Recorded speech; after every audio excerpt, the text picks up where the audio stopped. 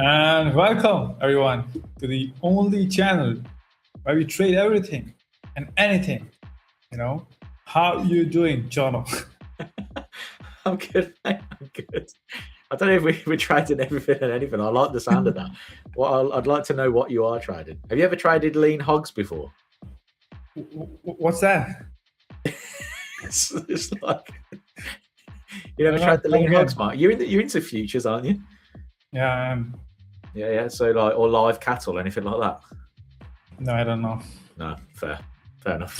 Maybe not anything then. We'll get Ayush into that sooner rather than later. Yeah, have a little go at that soon. See what those markets are like for you. But no, I'm good, mate. It's a little bit colder here in the UK today, so I've had to put the jumper on. It's not what I enjoyed. Yesterday was like 28 degrees, which was nice, and it was sunny and it was lovely. And then today, I don't know what's happened. Maybe some cold air from somewhere. But no, I'm all good. I got my revenge on euro dollar yesterday, which I was happy about. And then obviously, what a great session yesterday, with the girls chatting about trading psychology and how to overcome some things. It was actually quite cool hearing Nav go through Anastasia's sort of her kind of emotional and discipline and stuff, and that was pretty cool to listen through. So yeah, I really enjoyed that. I was sitting in the background watching that play out, so that was great. I hope everyone else enjoyed it too. I mean, there was a lot going on in the chat yesterday. There was loads of comments and questions coming through. So I want to see that energy again today. Yeah. We're not as. I mean, I'm talking for myself here as well. We're not as handsome as or pretty Anastasia and that. So, but yeah, I had a great day yesterday. In the end, it was awesome. So, yeah, I'm good. How are you, man? Absolutely sad. Yeah, so yeah, I took some kick today on the gold trade, but just preparing for another trade. I mean, everything is looking really fine, and congrats to people who won account yesterday for the giveaway. The questions were really awesome, and you guys will get your account soon. And I see new names. Hello, Glenn, Torjak, Gerard. Now I know your name. And Trader NQ, and we have Alpha Gary. Absolutely excellent stream. I love to hear that. I mean, and also, I see you are a new viewer here. Make sure to subscribe. We just hit 2,000 subscribers. I think we should be doing a special giveaway for the 2,000. I think I'm gonna wait for I'm gonna wait for Sensei to join the stream and decide what should we do for the 2,000. Or maybe he's planning to do something 5,000. I'm just being greedy. I'm not happy. Just 2,000. My target is 5,000. So the aim is 5,000 now. Keep the subscribers and also hit the bell icon. So we come live every single day at the same time. So you get notified on your phone. You don't miss 2 people talking about market and trading Bitcoin. And okay, so can you share my screen, Sir Roman?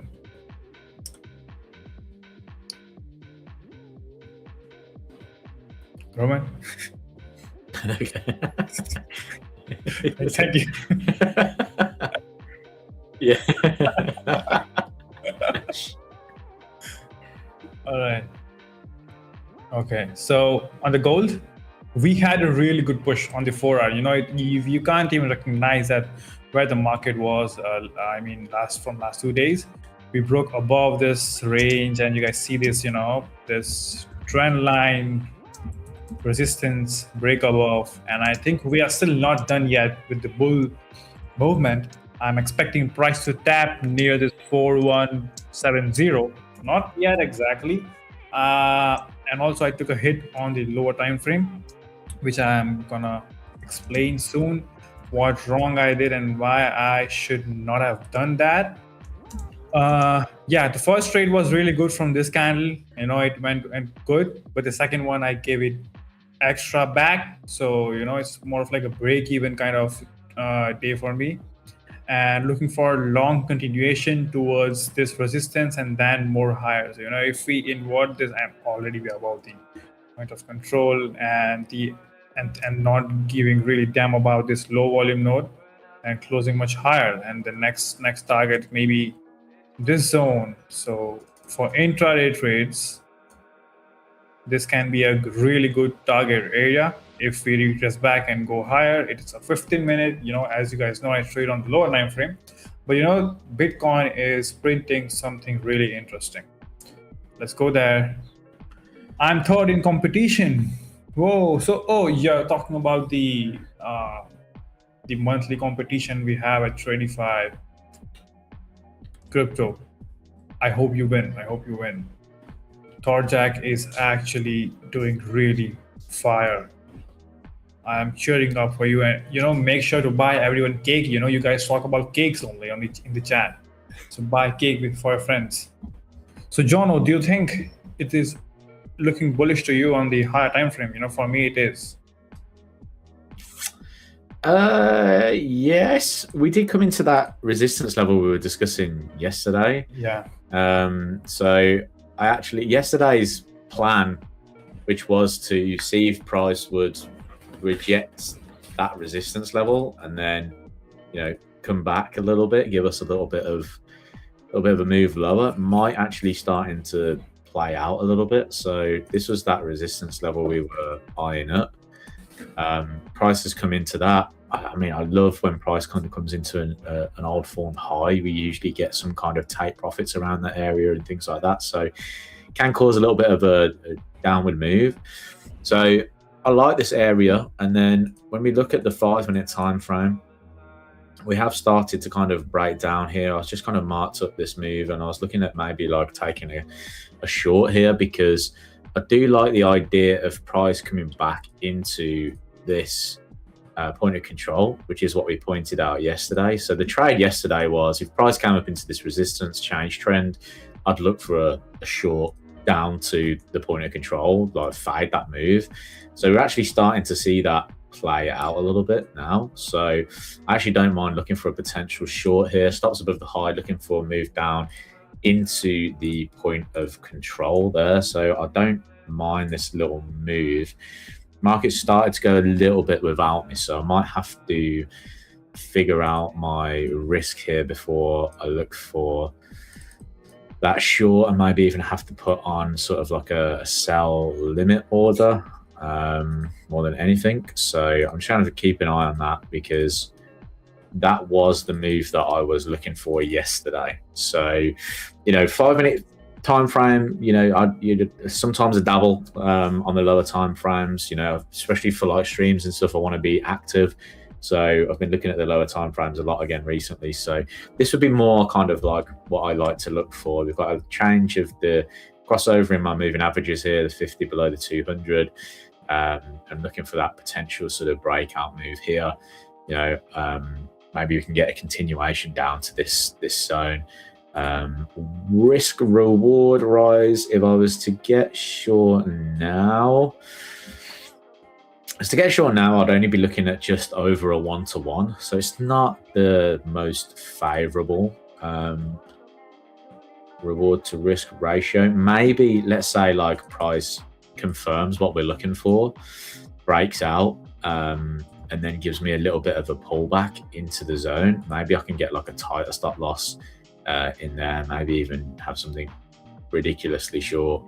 I have to look at the spreads and stuff, but maybe something like this, where we have like a little bit of consolidation in here, maybe a pullback into that area of rejection, and I can start looking for that move down towards that area. So that'd be kind of like my game plan on this today, just to see if we do get some kind of rejection of that and that pullback into this kind of point of control area. I think that'd be quite nice to have a little look at. I'm selling it. have I just convinced you? No trade signals on here, mate. There's no trade signal. I'm just testing who's performing really well. It's Anastasia or Jono. So it's your day and I'm selling it. I love it.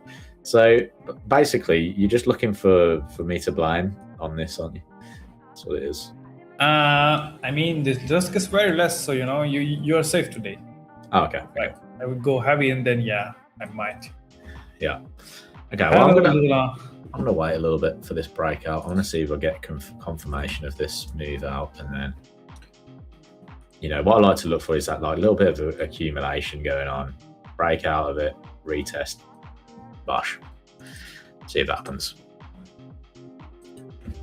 I'm actually gonna apply volume profile on DXTrade. Let's see how it looks. All right, so it looks black. I should have changed the setting.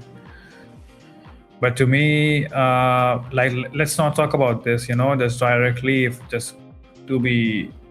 I just not put my take profit randomly, I see a lot of transaction in this price here. That's why I put it at 64315, and we are rejecting the higher time frame resistance area, as John said, and also we have SFD divergence. I don't know how many of you use it, and also we have this wick at this price level. So I might look for something at this area, or be careful near this zone because there is a support. So let me highlight it. So something like this I'm looking at, and this is the area where price is reacting. So let's see how it goes on the 1 hour. If we cross lower this swing low and maybe this range, so this range is actually going to act as magnet. So this range is going to help us a lot for price to push lower. Let's see how it goes. And my stop loss is above this, resistance, which was support 1, 2, 3, 4 taps, and then price break below. So let's see how it goes. So if the primary target is this, but I'll be careful. If I see some reaction over here, I'll cut my trade.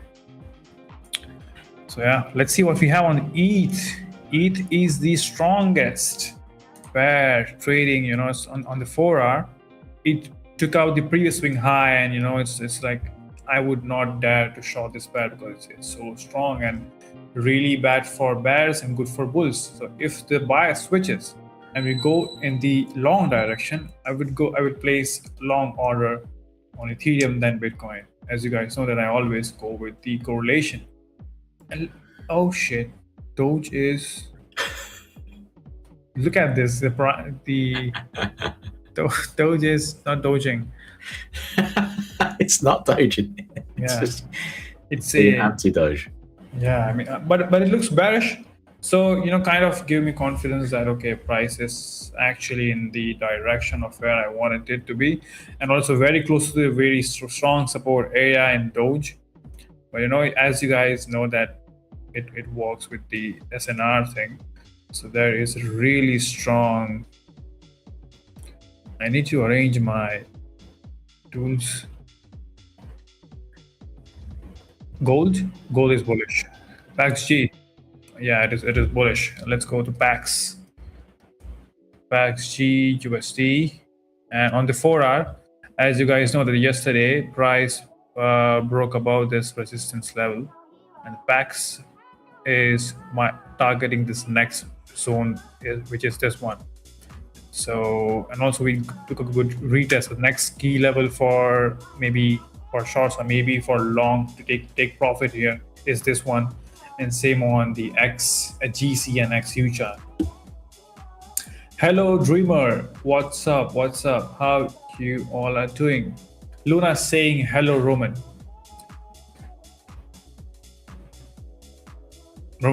Luna say hello to you.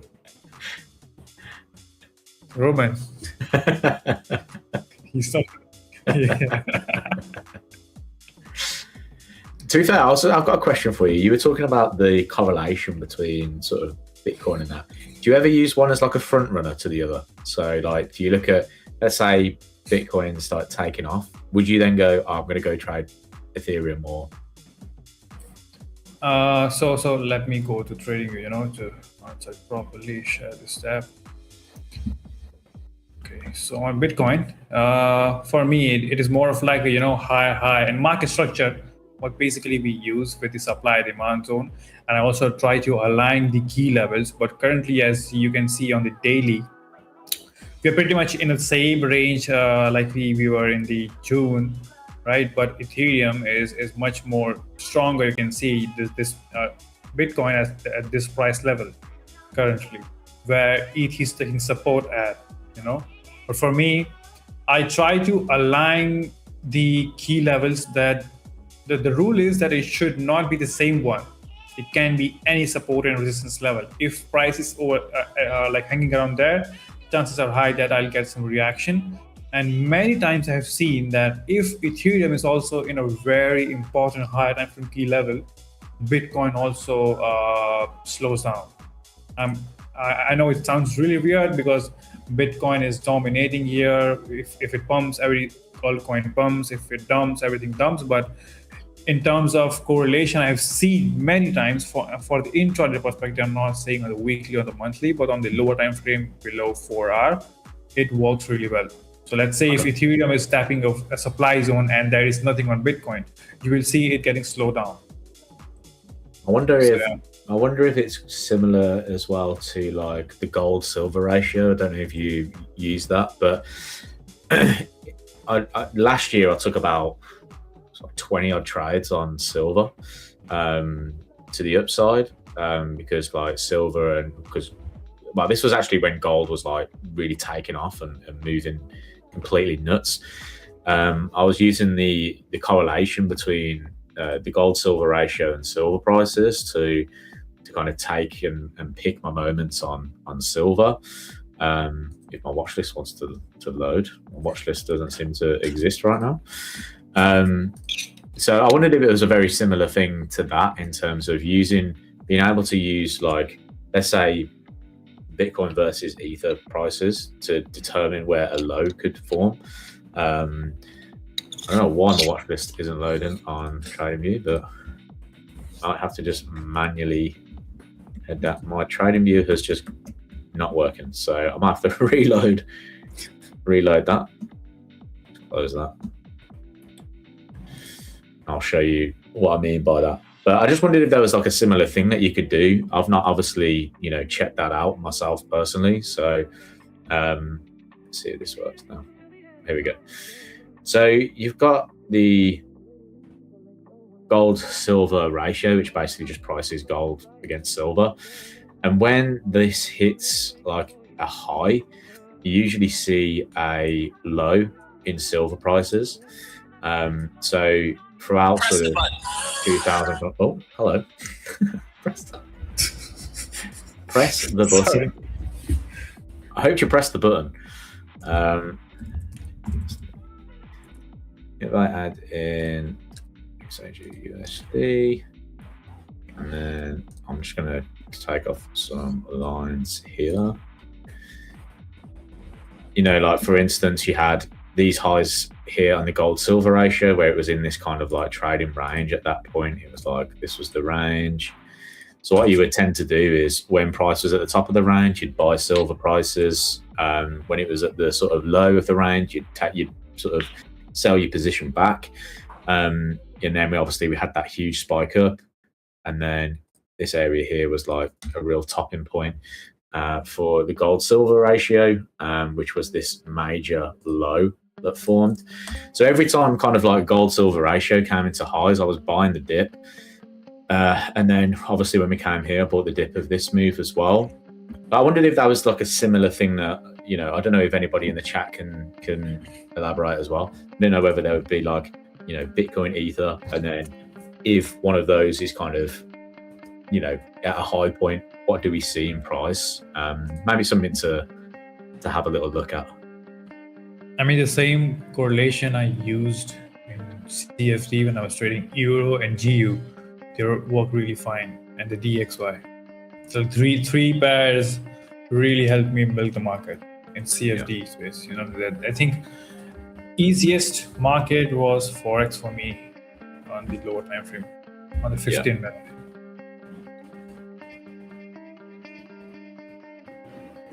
Let's see how many people we have. We have 12 people watching. I think we should hire the target now, Roman. What do you think? We should do 100? likes or 50?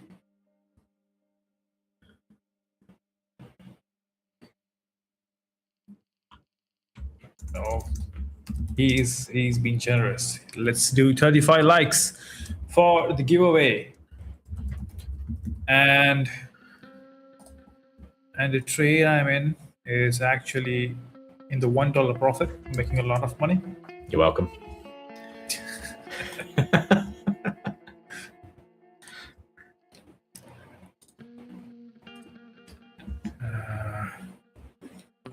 No, that is just too correlated. So you are aligning the gold and silver together? No, I'm looking at Bitcoin versus Ether on a chart. I don't know if I've put that in correctly. It might have to be something like that, and then adding the Bitcoin price. I'm just wondering to see if there was like, let's say there's like a low here and that rises, what happens to Bitcoin prices? If there's a high, what happens to Bitcoin prices, you know? So wonder if there's like some kind of correlation that we could find using these two together to kind of give us better trading opportunities, essentially, which is quite interesting. There's not, I wouldn't say there's a lot of correlation there. I'm just going to try and pick the sort of highs and lows and see what actually kind of formulates from that. I mean, there might be something. So we're testing out some things, guys. Yeah, just doing some research. This is what I do all the time. You know, I'll be like, you know, and this is what I love about kind of trading within the community and like trading with other people and kind of bouncing ideas around, is that like, oh, there might be an idea or something. Let's go check it out. Let's see if it works. And if it does, you know, what does that look like? Can we test it in any way? And then, you know, go from there, really. And I'm always kind of looking, you know, I talk a lot about like the US bond yields and what happens with the US dollar with that. So I always try to find, is there kind of like a primer that we can find or something that's useful and that we can use in our trading. So yeah, just have a little play around, see what happens. I mean, we had this huge down period, obviously, here between the both. So obviously at that point, Ether was way stronger than Bitcoin, whatever reason that was. I don't know. But yeah, Bitcoin went pretty sideways through that period until it had quite a large jump.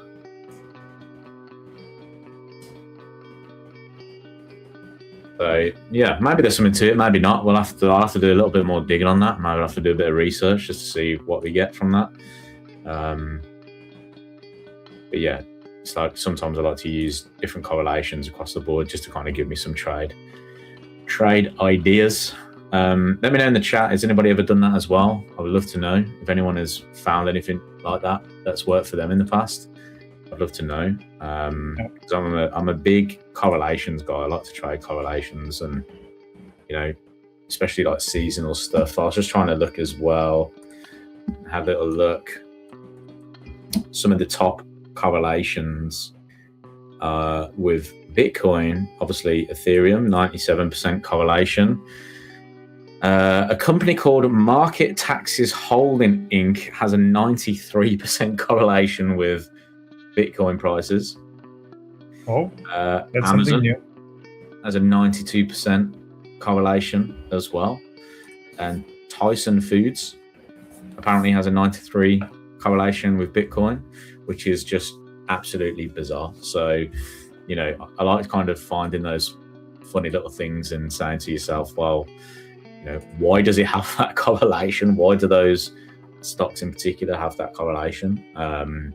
So yeah, have to wait and see what goes on there. And guys, price reached the target on the gold with ease. Are you looking at anything on gold? I wasn't in particular. Gold has obviously had a nice little rally recently. Broken out. We still bottoming out of that $4,000 area, and looks to be kind of popping higher.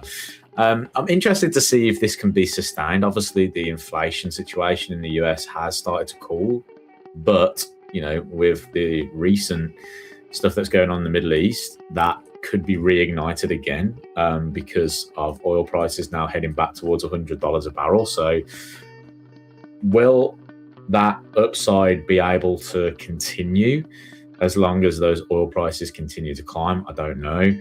When I like to look at the correlation between the bond yields and gold, and yields have been rising. So usually that is pretty negative for gold prices, the US 2-year yield staying within this channel.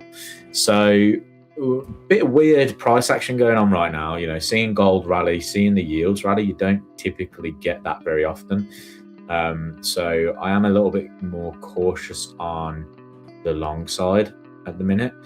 There were some big bets placed last night. I'll try and see if I can get the information up, but there were some big bets made last night. I think it was somewhere around 16 billion dollars on shorts on US bonds and stuff. So some traders out there are betting for lower interest rates, especially into the end of this year, into next year. So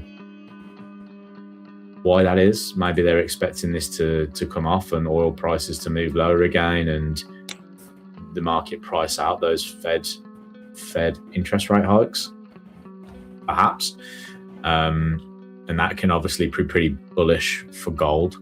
So I don't know. I mean, at the moment, I think price action is doing a bit of funny things. I would be interested more if we broke above this kind of like $4,200 area. What in my mind right now, I could maybe see something like this happening, and we just get a bit of a consolidation, and then I think it's going to be determined. Do we get a good breakout and a move higher on sort of those interest rate expectations falling, or if they get worse, are we going to break out that $4,000 level and move lower? But I mean, at the moment, I'd probably be a buyer into this area of resistance. I don't think I'd want to be trying to buy above that at the moment. That would definitely be a place where I'd want to get out of the market.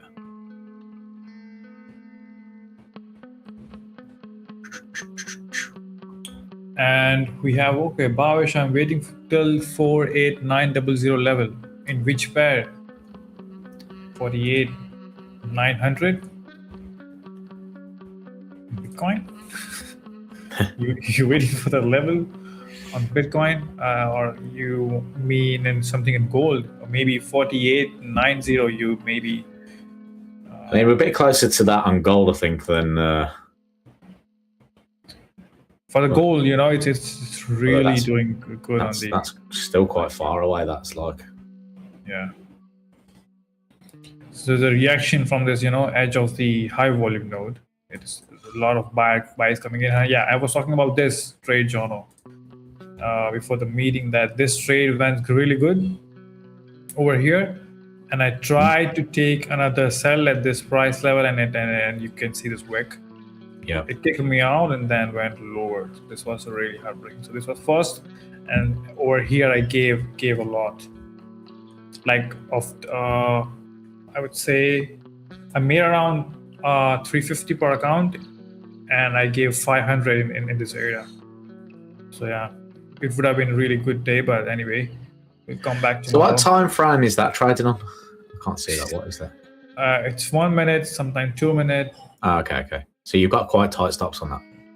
Yeah, I mean, it's obviously based on the volume, and it was in the low volume node, and there was a lot of bull pressure, but no follow through. That's what I really like to, trade. Maybe I can apply the volume profile and show you what was in this area. So yeah, you can see this, that in this area there was a lot lesser volume, but in the footprint chart there was a lot of buying coming in, but sellers were like, no, we are not letting you do that. You're just gonna go lower. and I saw really aggressive bubbles coming in, and there was a liquidity place at the price level in heat map. So I placed my take profit at this price level, and it was a good trade. And then again tried when price tried to come up higher. I'm assuming there are a lot of buying coming in, so a lot of buyers are trapped in this price action and no follow through in this low volume area. So I took a sell in this trade again, assuming that it will go again lower. But unfortunately, it again went higher, took my stop out, and then dumped really aggressively. So yeah, this was a trade idea. So would you not split your trades down a little bit? I mean, I do always, but I don't know what's going on in my head today. Ah, fair. Yeah, because I find that when I'm trading those lower time frames, I have to split my orders up, otherwise. No, I actually live here, so. So it's like that's how I play it. And also I think it would have been really good trade if I would have done 1:1. That's the best ratio, and the longest I go is 1:3. So yeah. Right now the price action is really good. We are price failed to close below the daily VWAP and trying to stay above it and inverting this low pocket area and closing higher. And this HVN acting as magnet, so you can see the price. And also video on this is being, what should you editate or maybe bait on how to use the accumulation, manipulation, distribution technique for the trade. So like having some IFVGs here and price going higher towards the HVN. So this is where I would exit my longs, but a lot of traders would take a trade in this price action.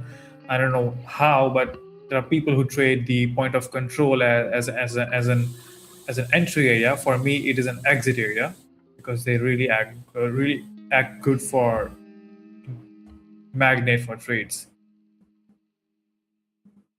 And let's see how's my Bitcoin short is performing. It's just going sideways. Because I took it. It's because you listen to me, that's why. It's been short. Yeah, you can see a lot of money. Oh, just made $5. Now I see something coming in. Let's go into 1 minute chart. Let's bet what's gonna. So yeah, they really love to hover near my entry point and take my stop loss. But I'm assuming take profit today. And the thing is that I'm also looking at the level where there's a lot of volume, but I'm trying to close it before we tap in. And also on the lower time frame, it's the value area low. Oh, it was, but now it is not. Yeah, this high volume mode looks really good to me for sells coming in. But and I know that I took a sell in the support area. But the only thing I like to see when we have this kind of structure, I want a lot of buying coming in, Jono, and there is no follow through, absorbing them and price pulling a candle lower, and there's selling coming in, even though there are a lot of buying in this support level. That tells us that the next area they are looking for is a new high volume area. And if I see a lot of bull volume coming in and the price follows it, it means that my stop loss is going to get hit. Let's see how this goes, and let's see how many likes we have. We need 35 likes for the giveaway. We have 9 likes.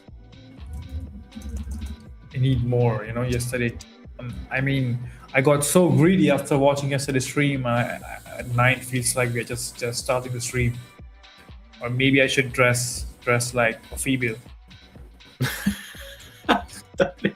Maybe that should be your punishment. If you lose a certain amount of trades in a row, you should have to, dress up. And then... Don't give ideas, please. Yeah, they might. I reckon there's going to be a good support for that coming through. So yeah, now we have a good question actually from Bhavesh. What's your average risk to reward? As I said, it's mostly 1:1. The highest I go is 1:3, not more than that. Only, when I see a lot of volume coming in, and sometimes you take a sell and price dies from your entry point, and you feel that it can go more further, or there is some take profit area where it really makes sense to put your take profit at that zone. That's when I take 1:3, or mostly it's 1:1, 1:2, or 2.5. And I'm more comfortable with 1:1, to be fairly honest. The win rate is different with the RR. So I see some pressure coming in, but I need more for price to just flush lower. The first range we have in the area is this one. If we manage to close lower in this range, then this is going to be easy target for us to achieve for shorts on Bitcoin. Yeah, and I'm working with this platform every single day. I'm trying to find a platform where I can read the footprint and the actual orders and the delta profile. Like I'm trying to get a same setup like I have on Motivave, and I'm very close to achieve that. If it does, and the Bitcoin trades will get more serious if I come across some real platform. So when it's done, I think every single day we'll trade Bitcoin and Ethereum. What's your favorite platform then? In futures and crypto? Either, yeah. Do you use, like, a lot of people use like Tradeify to do their analysis and then something else, but obviously you're using futures data and. I mean, GX Trade is doing good for me. It's more of like a trading view only. I'm not using trading view for analysis. I can do both at the same level. And for future side, same. I would go with what platform is that? I forgot the name. TradeC, where you can analyze and take a trade. Same like DX Trade. And also we have new platform coming in at Tradeify futures. So I'm excited for that as well. I mean, I'm more with platform where I can just analyze and take a trade, and with a very beautiful click with my mouse and drag and drop it, instead of just guessing or maybe clicking with mouse. Yeah. I've been using MetaTrader for a while, and because I'm mostly CFD, it's just a bit archaic now, isn't it? It needs a good update. It needs like a new, fresh lift. That's why I think people prefer to kind of go to these like more modern platforms just to do better analysis and things like that. Yeah. So do you use FVG? No. What is FVG? Nice question. FVG. Next question. I mean that's the really famous term people use in trading. That's fair value gap between three candles, and they use it as a supply demand zone. You can see on my chart right now. And that actually aligns with volume profile, not always, but you can see this gap. Yeah. Between two candles, that's what called fair value gap, and they use it as supply demand. But I mean, if I take it left, I guess it kind of makes sense, right? Yeah. It makes sense if you use it with some tools, to be fairly honest with you. Yeah. I mean, there is no reason for price to reject when there's I don't know at what area in the fair value gap the price is going to reject, but when I apply volume profile and I see some low volume area, and it makes sense that at this price level chances are high for rejection, instead of guessing that okay it will reject from here or at this price or something like that. Yeah, it's like it's better when it's used with other tools. Yeah, I just think that, because I guess that's ICT methods, right? Yeah.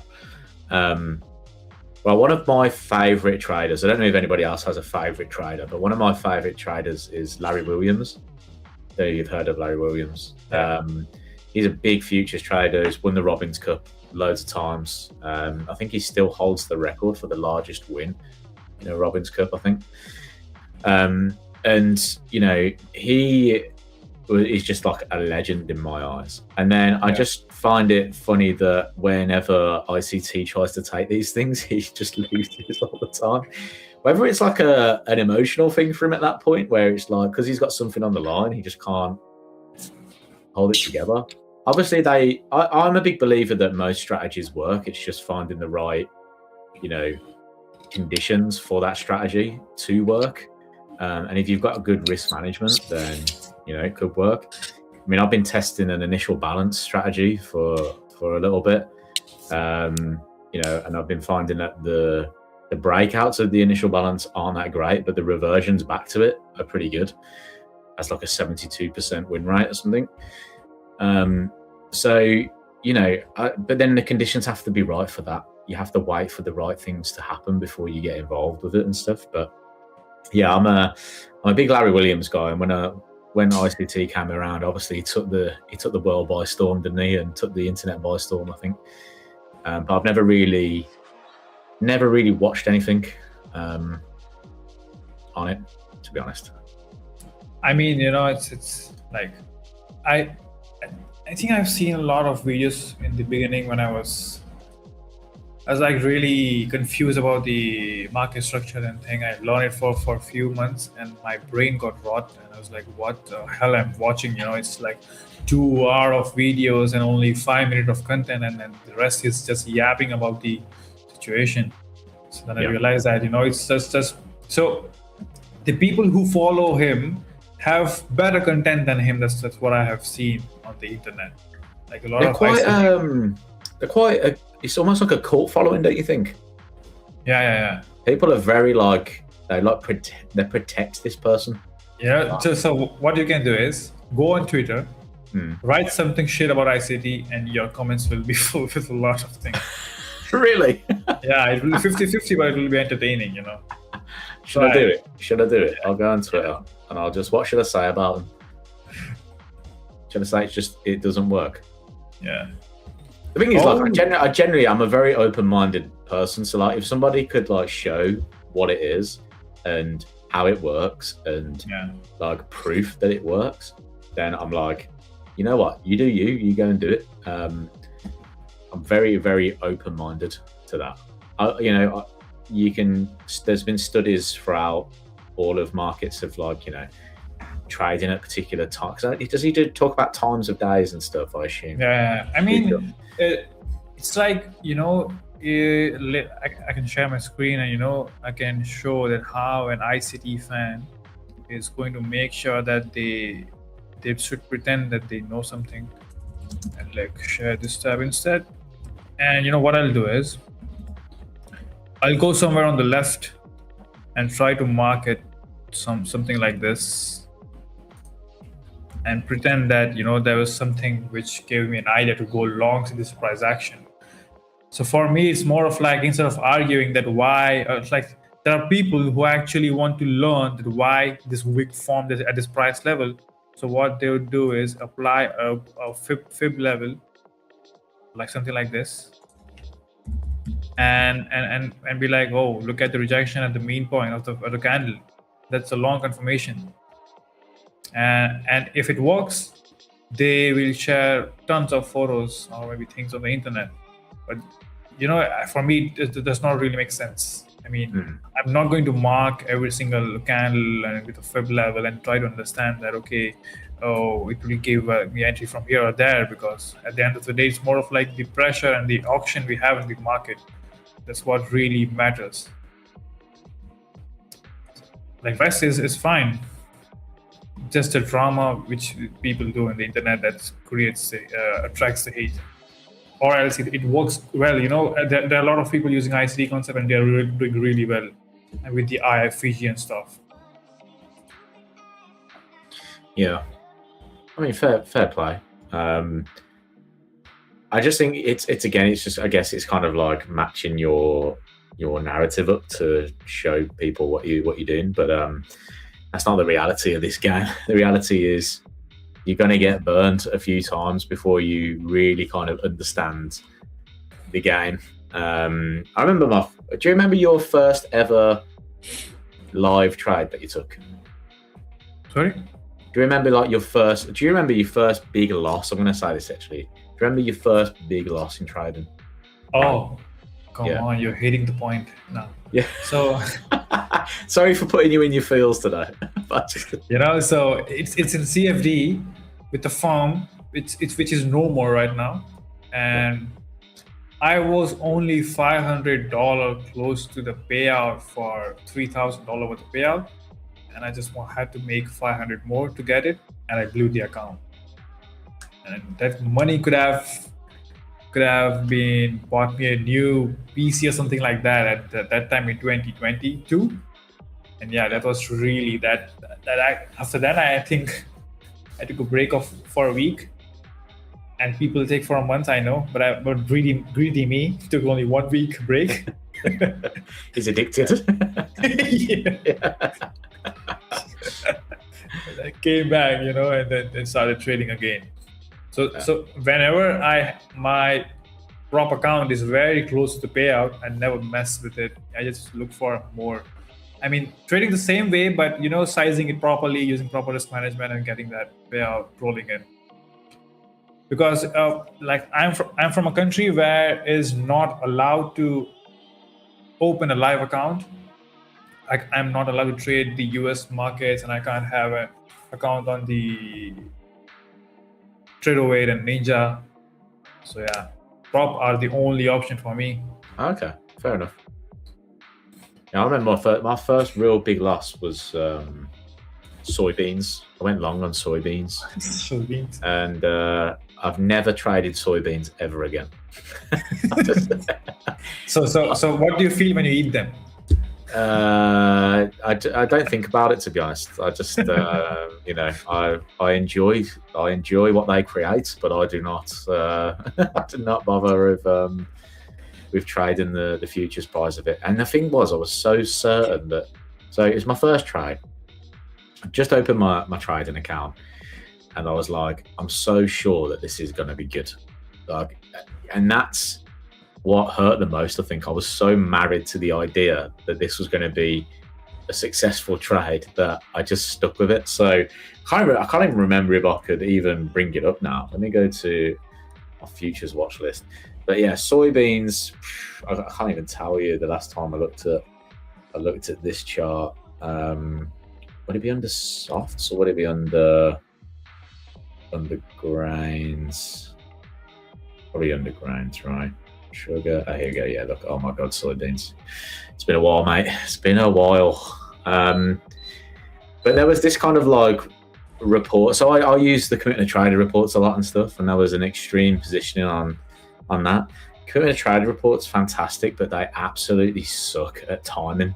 But I was like, I believe in this report. I'm going to trade this report. And so I can't even remember when this was. This would have been a long time ago. This might have been 2017, might have been 2016, maybe. It was a while ago. And yeah, I ended up basically what I was doing was every time I got into, so I did what I normally do, which is sizing very small at first. So I sized in small. Market started going against me, and instead of being like, okay, well, the conditions aren't really lining up here for the move, I'm just gonna, get out. Instead, I decided to add more positions, and then as price kept moving against me, added more positions and then more positions, just thinking that I'm gonna get out of this in the positive. And then I had this massive position on. I swear I had 8 trades or something on this soybeans trade. No stop loss either. I was because I was in the hole, I was thinking. That's more good. I was like, I need to get out of this. I can't put a stop loss on. So yeah, I ended up just, I think I lost about $3,000, just over $3,000 on that trade. Oh yeah, same number. Yeah, and I was like, soybeans are done for me. And yeah, so never went back to it ever again. I think and like you said you took a week off. I probably did take a month off after that, to be honest. Probably sat at the end of my bed crying my eyes out. Yeah. It hurts a lot when you attach that payout with some things you want to buy to upgrade your level in trading. It's more of like, we mainly invest in buying gadgets or maybe new things to improve our experience on things I use. And I can look around, everything I'm buying is only for trading. It's just something new gadget or new things. Very less in terms of toys. should I say toys? Or you can say what you like, mate. So the trade is doing really well. And one more thing, let's leave it aside. Look at this gold trade. Look at this thing. The really good rejection from this LVN and this rejection area. Price coming back lower. So what we are going to do is you're going to apply the ICD concept, because Jono is not using it, and we'll make him use one. So you can see this resistance which everyone marks, and what you need, Jono, here is just one IFVG, and which is this confirmation of reversal. So if we invert this, we should have gotten really bullish reaction because we use it as support. But if there is no reaction and candle closes bearish, we take a short and target a new high volume node. So you can go short from this level, put your stop loss at this high, and maybe target the point of control, something like this. Yeah, but isn't there like a fair value gap everywhere? Yeah. But the thing is, but the thing is that you have to. Where are the good ones? Where are the bad ones? Is it like you have to like wait for a certain one to form? It can't just be one that's like everywhere. So, wait for that. Let me go to Motivate, then I'll be able to talk more on that. If there are many, how to get proper one. Wait, give me a minute. I feel like I should have took this Bitcoin trade myself now. I was waiting for the pullback, and it's not pulled back yet. So what I'm saying, so, you've took the early entry. I should have done what I usually do. I should have took my early entry in as the breakout entry, and then my second entry could have been the pullback. And then because it's now just kind of continuing a little bit lower. So Jono, so you can see on my chart that there is really less volume. Where's my mouse? There is really less volume on the left, and also we have aggressive buying coming in, but there is no follow. So that's what I like to see. So first, number one rule is trying to identify proper key levels. For me, this is a resistance area. I mean, before even price reached there, and when we were in the stream, I said that this is a good area for people to book their long profits. And over here, you can see a lot of green bubble, right? A lot of green bubble, but there is no follow through. As I said, that's what I like to see. A lot of bull pressure coming in, but no follow through, and price is breaking down lower. And there you align the IFVG, rule that for this reversal signal, if this gap gets inverted, then it's a signal that for you to go short. And again, when I'm going short, I'll make sure that I'll target the high volume area. It's not just like just take let's take profit at this low because it looks good or something like that. No, I would target the high volume node where I will be able to book my profits happily. And you can see here, this is the best area to take books the profit because we are tapping the daily VWAP. Price might reverse from here, or might not, but just to be safe. So for me, it's more of like not targeting always the swing lows or swing highs. It's more of like securing where we have more volume, and chances are really high for price to reach there with ease. So you can see here a lot of buying coming in, but candle is bearish, and there is a lot of selling pressure. So sometimes they get absorbed, sometimes they get accepted, but it's more of like the structure. If you don't know market structure, then not even gap or volume profile or this delta profile is going to do anything to you. It's just going to make your job more difficult as a trader. So it's more of like price action and then gaps. But what people do is they put gaps first, then price action. which is actually going to ruin your shit, you know? Yeah. I should not say shit. Yesterday I told something like shit, and Jonathan was right. It's a living the chat. But if I say the name, please. So you just double down on it. I just go straight. Double down. So what's interesting about this then? I can see you've got the bubbles on the charts and stuff showing you that like absorption and whatnot. Would you add in on that second move then as well? No. Okay. I don't because I'm a low time frame scalper. You know, it makes sense if I will be trading on the 15-minute or the 1 hour, but on the low time frame it's bad to add a position. But it depends. Yeah, as I said, sometimes I take 1:1 or sometimes I take 1:3. And if I see really good pressure coming in the candle and there is a lot of volume and there is follow through as well, then I would take a dare to increase my risk to reward rather than adding. But you know, for swing traders, it makes sense to add in their position in order to make the winner strong. Yeah. But for scalpers, I don't think so. I don't know. Very few traders would be adding their trades in their position on the lower time frame, because the lowest I trade is 30 seconds. So do you trade with the fair value gaps then, or no? Then you just can just spot them. No, you just prefer the. No, it's more of for me. It's more of oh shit! Look at this. Now we're talking. It's in 9:30. You need to go look at your Bitcoin trade. Oh yeah. Oh, fuck it. We can just talk about gold for now. Yeah. You might need to manage the position though. It's coming into that level you wanted to get out at. No, I mean, you know, it's like. So can I just ask a quick question? Am I one up against Anastasia then for, you know? Yeah. Yeah. Look at that. Look at that. I'm going to give you some solid. What you doing, man? Yeah, news related. Maybe Trump will up.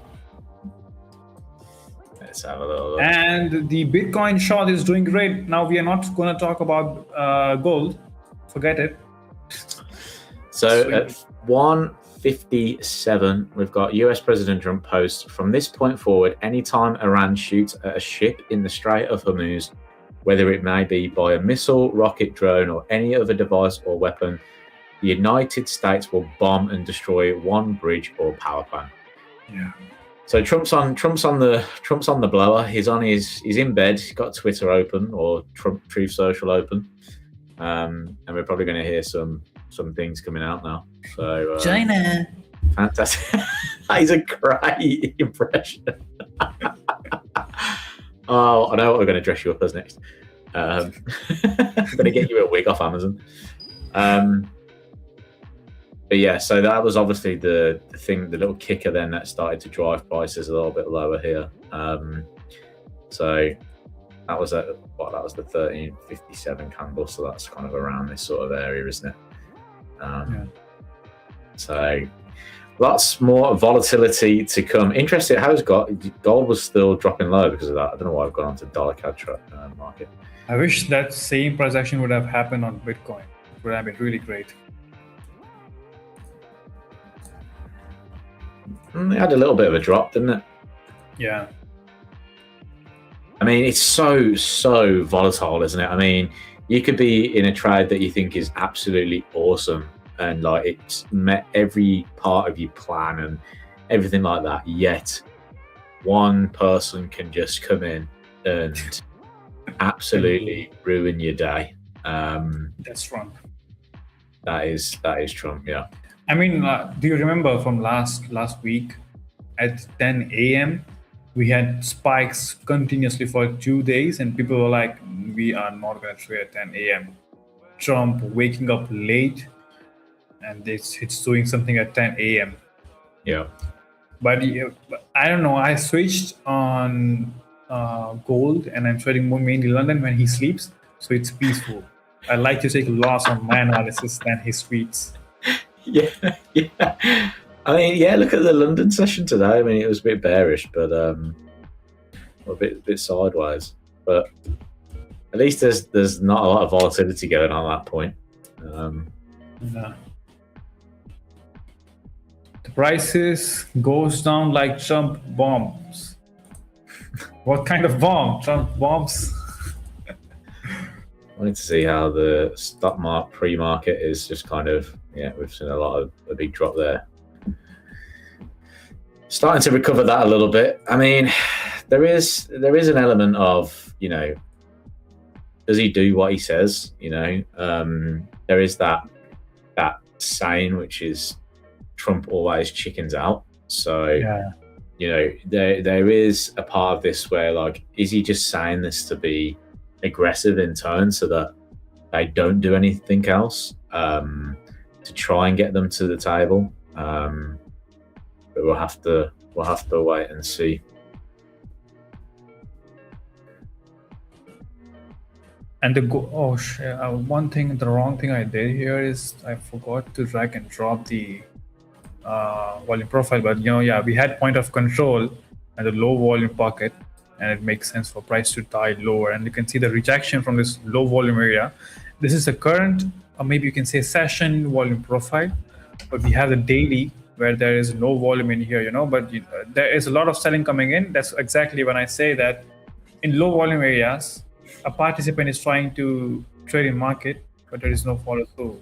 If there would be red bubbles and there is follow through, that it makes sense for price to reach at the next station, which is at 4100, and the next is 4085, which is at the opening. But I'm not assuming that this is something which happened with the news. I'm still bullish because the current range is mainly, it's like a range in this price action. It's not bearish, but it is 100% bullish on the higher time frame. And I wish I could have taken sell at this price level. Went really nicely lower. Let me know in the chat what time frame do you guys use, and just to understand what kind of trader you are. So if it rejects this level, closes above with those bubbles, would you be inclined to take a long position? Looking at the bearish pressure we have right now, no. Okay. Because like if we had some reaction without the news candle, I would again think for longs. Right. Okay. But because it's news driven, it can't be trusted in a way. Yeah. So the high and the low of the candle is just something which is really itchy, but the absorption is on point. You can see a lot of selling, but no follow through. All of them are absorbed, and a lot of buying coming in at this price level. You can see, and they're trying, but candle should pump higher in order to show us that the strength, who is in more power in this market. You can see there is no follow through for buyers as well, right? Yeah. Yeah, that's the thing. 5 minutes. So Luna is saying, Glenn is saying 5 minute, Luna 5 minute, 30 minute, and 4 hour. Oh, so she actually break down all the time frames, and that's what I use as well. I start from daily for the 4 hour and 1 hour, and then 15, and then 5. All of them because I drink a lot of coffee. So you trade on all of them. That's the right way. Trade on all of them. Let's see what's up with the Bitcoin short. And I think it might drive lower at the NY open. What's time right now? We still have some time. Yeah, it's about 30 minutes. Yeah. It should help us trade lower. Don't you think, John, at the end of the day, it's like understanding the previously rejected area, and then you just have to look at the strength at this price level instead of guessing what's happening in each part of the market. Like, I like to use my brain where there is supply. I like to use my brain where there is demand. Yeah, and it makes sense because, like, as well, historically, when you look at that chart, you can see where buyers and sellers have been active, right? And it's much more clearer. I'll say to a lot of traders getting involved with the market. So I do often say that one thing you should try and map out at first is your previous highs and lows and stuff, because that is the easiest bit to spot. You can look at these areas here and go, okay, well, that's a high. These are some lows down here. Is the market going to react to these points? Because we physically know on the chart there's been a lot of strong buyers or sellers around these points because the market has moved at those points. So, if there's going to be one thing and you're struggling with, trying to trade and things like that, maybe going back to basics and looking at those big areas where buyers and sellers have just come in is a good thing to do. Like look at the highs and lows here. You get like a rejection on gold in and around these areas. Market fails to break out of those. We see a move to the downside. All these lows here, market's failing to break through those lows. You try and look to buy back up into the previous highs and stuff. So that strategy there is for a reason, because it can work, and these areas of these turning points essentially matter because participants have been involved at those points. So yeah, I like the idea of using sort of supply and demand methods, previous highs and lows. I like yourself, I like using sort of market profiles and volume profiles and stuff, just to kind of give you a little bit more insight into those areas. So yeah, I'm a big fan of it. I'd like to know if people still kind of use traditional support and resistance. I still do. I still kind of look at those key numbers and stuff. Yeah. I mean, there is a cool experiment that you can do, and I sometimes do this, is if you grab a random chart, delete all the drawings off, and if you hide the price, and let's say just go to a daily chart and then just randomly spam lines up, around, things like that, you will probably find that when it comes back, you will point out some major key support and resistance levels, right?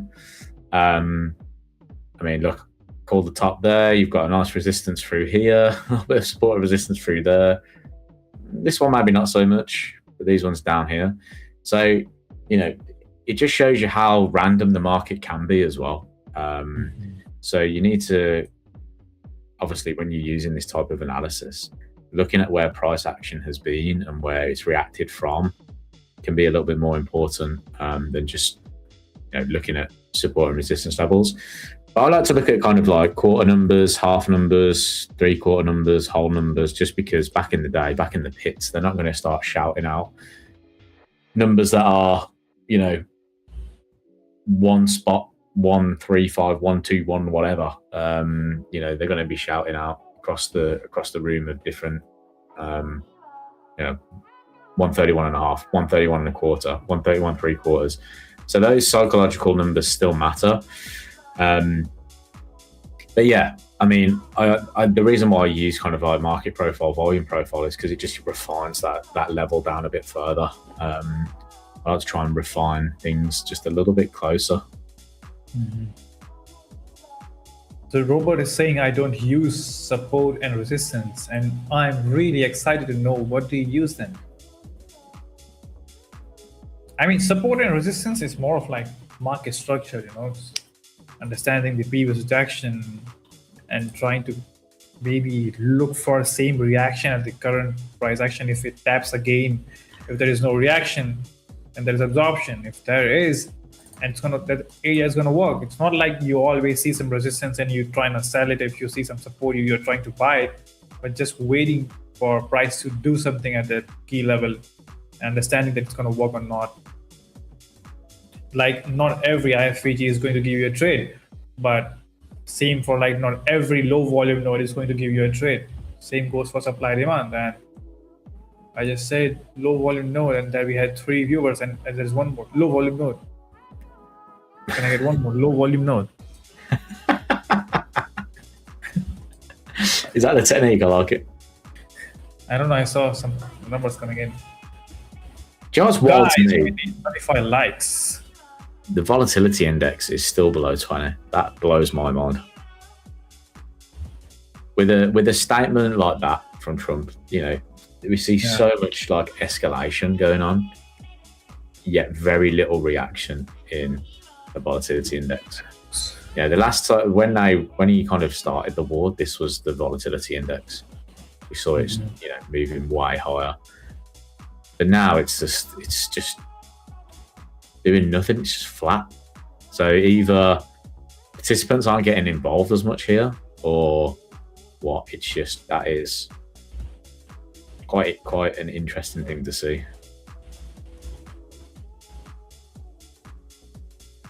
But yeah, I mean, yeah, that should be above 20. That should be above, even sort of 24. But I guess they're trying to still price in, is he actually going to do anything? Does he actually mean what he's going to say? And gold is again recovering.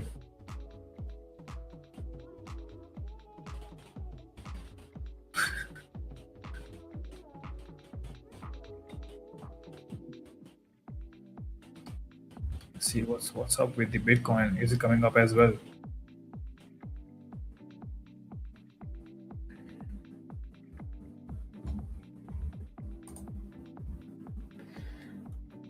Ayush is gone. He's left the chat. That's fine. His screen's still there.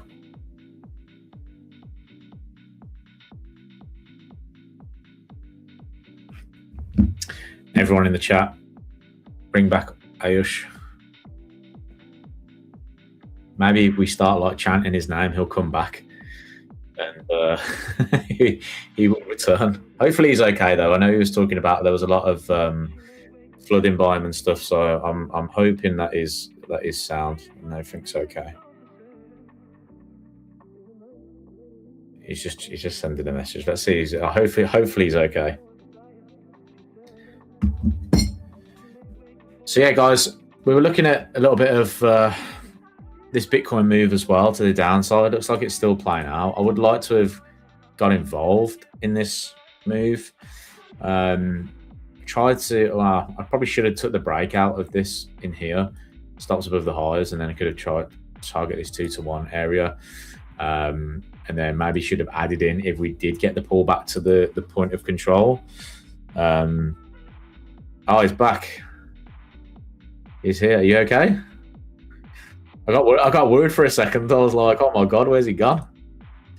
So I think due to heavy rain, I got a message from the data provider that because of heavy rain, they are doing some maintenance. Yeah. Fair enough. Is it still raining now? It is, yeah. Oh my God. We have 5-day alert. So. Oh really? Yeah. I was trying to get the chat to kind of bring you back. So like everyone was saying, bring Ayush back. Say, Robot said, say your names 3 times. Luna did, and you appeared. So that could be kind of scary. That could be like, is that one of those things where if I say that in the mirror? Luna is more scary, because she is absolutely born with really a lot of luck. She has many accounts, more than me, of Tradeify crypto. Nice. I think she won an account yesterday as well. So yeah. Oh yeah, well done, Luna. What was the question that you won with?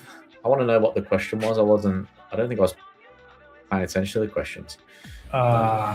We can start with how was the day? I forgot. I don't think that would have won.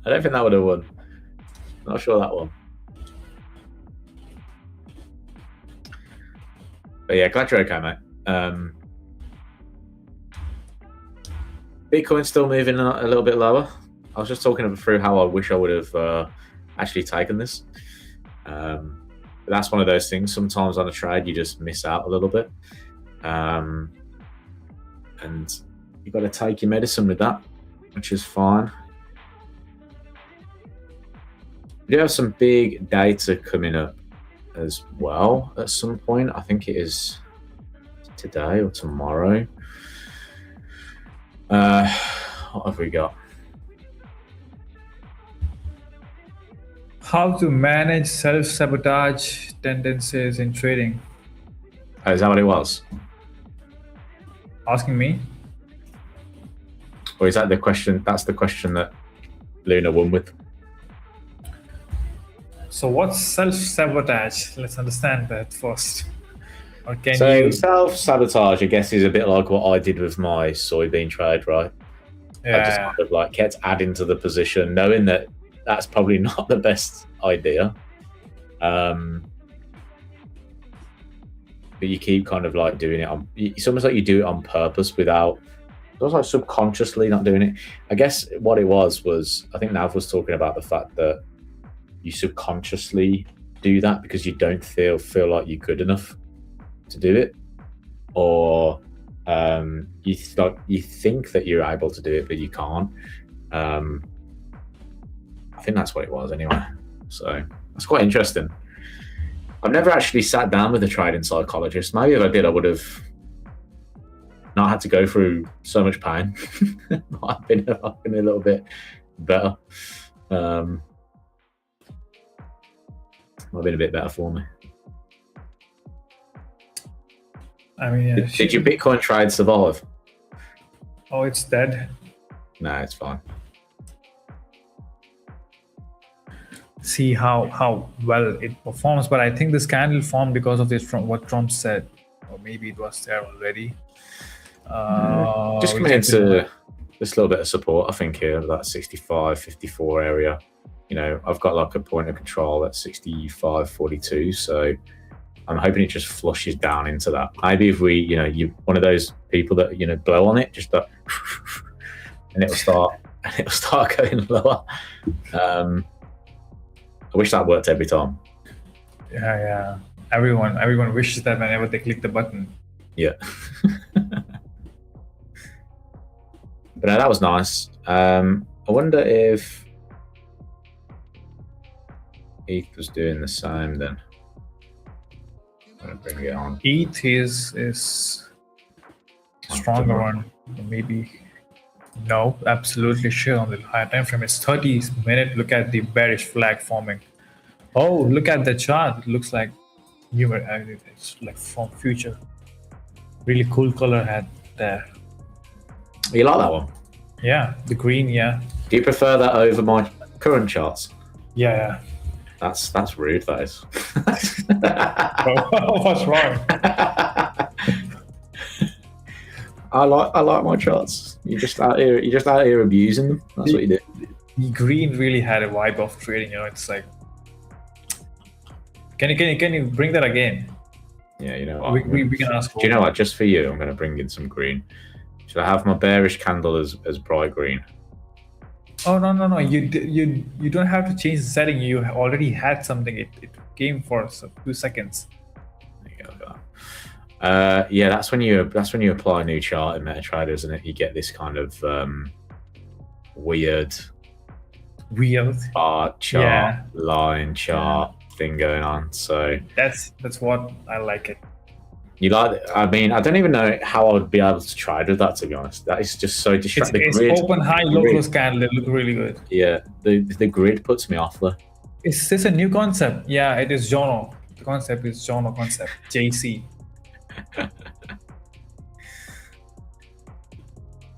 I think the chart looks really less stressful with this. Do you really? Yeah. I know somebody that used to just trade off a line chart, you know? Mm-hmm. Imagine doing that. Could you do that? No. I'm assuming that person would be trading with the news or maybe some economic analysis. Yeah, but that is crazy work, isn't it? Yeah. I used to work with them, and I just kept asking them, like, I'd review their trades at the end of the week, and I'd be like, they'd be like showing me the review in a line chart, and I'd be like, why is this in a line chart? Is this just because you're showing me like the trade playing out? She was just like, no, this is how I trade with the line chart. And I was like, who's told you that? Because I don't think I ever said trade with a line chart, which was crazy work. But you know what? It worked for her. So I was like, you seem to be doing something right. Crack on. So yeah, I don't think I could be doing that. You know, now that we have access to things like this. Exactly, Luna. I lost a word. Looks like the Matrix. Yeah, the Matrix chart. That's what you like about it, isn't it? Yeah. So I have something to share, John, with you. As you know, I've talked with Alex, Anna, Jonathan, Roman, Sir Mike. But whenever you talk, I have to focus a lot. What you're saying. So, can you please clarify what kind of accent you have? So I came prepared. No, I'm not saying I don't understand. I do. But the thing is, I have to put some extra effort. Do I talk a bit quick? Oh, so that's why you're focusing. It's not necessarily that so you find what I'm saying interesting. Fluid, It's just my accent. You have to concentrate a bit more. Yeah. I mean, you should. To be fair, me and Alex, I'm pretty sure, are from the same place. Same place. So he's from Birmingham, yeah. So he has but his accent is a little bit better than mine. Every time he says mate, how you doing, mate? Yeah, I am from a place called Birmingham. Have you seen Peaky Blinders? No. Oh, that's like one of the first people I've ever mentioned that to, and they've gone, no. Do you know what I mean? Lots of people have seen Peaky Blinders. To be honest, I've not seen it myself, so I think I watched the first season and then I was like, no, I'm not watching this anymore. But yeah, that would be something. If you want to understand mine and Alex's accent a bit better, maybe go watch that. Yeah. Peaky Blinders. Yeah, you might struggle a bit more because they're a bit more, a bit brummy, a bit more brummy. I feel like mine is a bit toned down versus that. But so like, so you're saying that is more powerful to watch, so it will feel easy for me if I listen to you on stream. Yeah, so if you watch Peaky Blinders and you understand that, speaking to me and Alex will be easy. I mean, I have to speak with you only because Alex shows up very few times. Yeah, but we see Alex, so Yeah. I mean, if you have a really great thing, when every host is there, it's Alex, Jonathan, Anastasia, you, me, and Michael, and the whole panel is full, it's a lot of fun. Yeah. Either someone is going long, someone is going short, and someone is doing nothing. It's really... I would love to get everyone for like a trading tournament together. And we just go against each other and see how we can do it, and then have like a leaderboard at the end of the month or end of the year, so everyone can kind of keep involved. And then maybe we'll have like a world championships. Oh, yeah. Just get everyone together. Yeah, that's more engaging. How did you know I'm having one? Oh, so it's chat and the topics which we can't really understand. Cake. Yeah. The cake chat. I don't know who started it. But the trade is performing well, and on the gold, oh, look at Jono. I think I should have went long on the gold. I did try and say to you why are you staying out? I tried to not give you a nudge, but almost be like everything you've just described to me was happening right there. Yeah. So I know who is my opponent. So if you're in tournament, I'll make sure to cross you.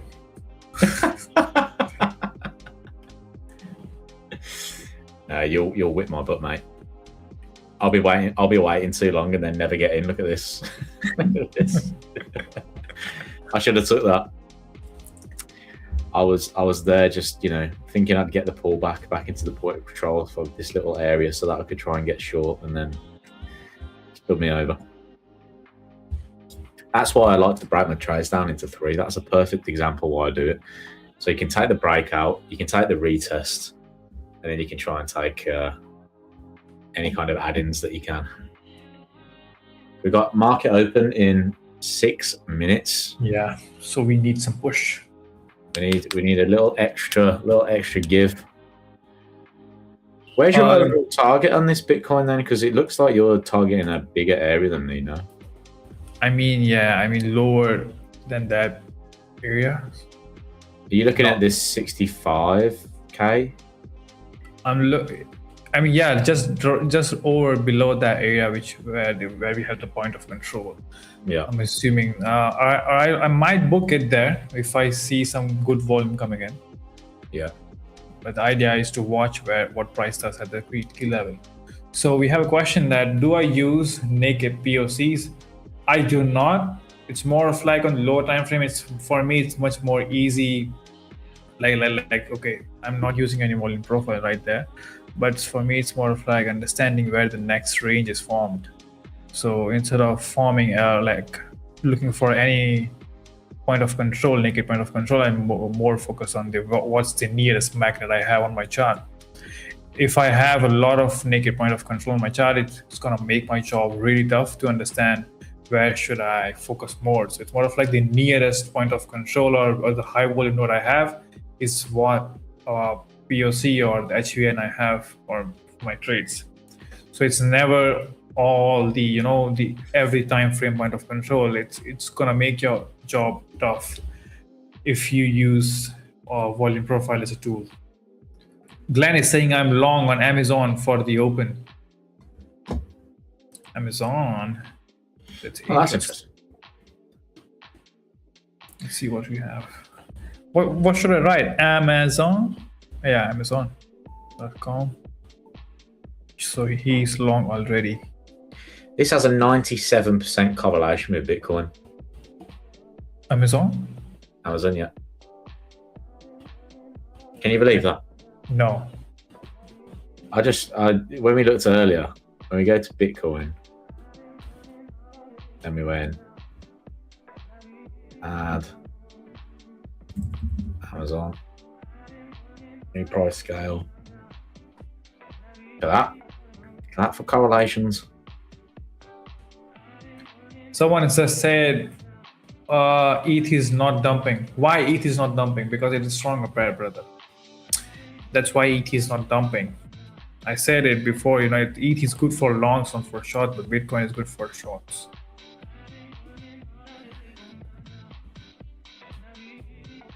Yeah, but again, ETH should have a strong correlation with Bitcoin, shouldn't it? So it's quite interesting to see when they start to diverge from that. Whether ETH will break lower and start to follow it after the fact, that'll be interesting to watch. But maybe. So you have Amazon and Bitcoin on the chart. Yeah. So Amazon is the blue line, Bitcoin is the yellow chart there. So what does that mean if they correlate with each other?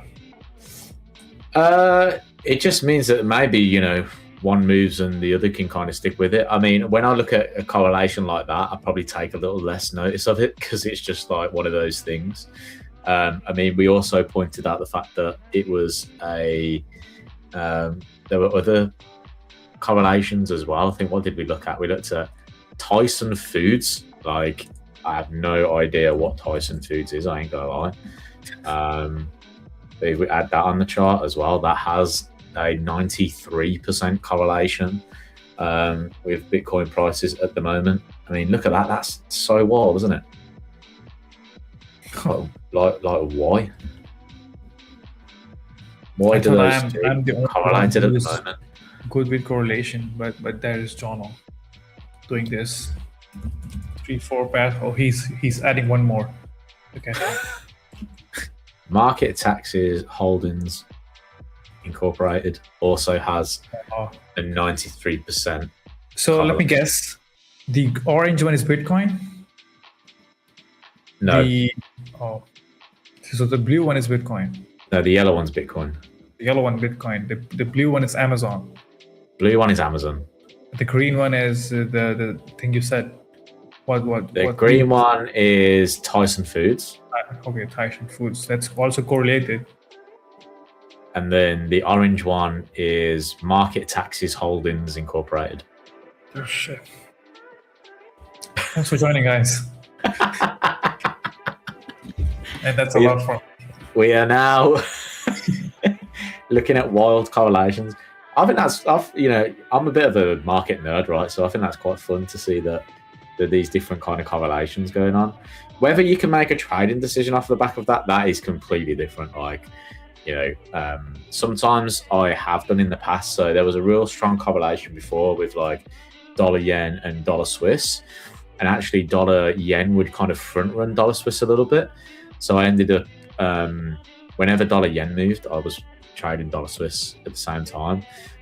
So sometimes you can find that kind of correlation, and if one moves, you get a little bit of a mover. So it'd be interesting to see, if Amazon does pop higher, does that have any kind of impact on Bitcoin prices? If we look at this kind of section here, Amazon bottomed and rallied, and then Bitcoin kind of followed it like a week later, and started to move higher. So, maybe there's a little bit of something in it. But yeah, I just find that quite interesting to have a little look at every now and again. So there's a lot happening in the chat. So we have Unbiased Trader saying that, yes, I'm funded with Tradeify in 5 years and both have paid me, so feel loyal to their live streams. Oh, that's a very generous comment. Thank you, Unbiased Trader. Yeah, Thor saying I'm selling ETH and it's not given. Yeah, I mean, let's have a look. I like the song playing. It's popular with everyone, but the thing is, I can't hear one. Roman have not played guitar for a month now. I think John. Do you know John or Roman plays guitar? I don't actually. I don't. I saw that there was a lot of musical stuff when I've seen Roman's background. Yeah. So he uses them in the streams. Yeah, in the stream. Oh, okay, that's cool. Is that when like something happens, or it's a nice live performance we get? So it's like if I lose a trade, he starts playing that to get people attention. Just to make them stay here. So you only have to lose. Yeah. What about when you win? Is there like a tune that when you win, there's like an epic tune?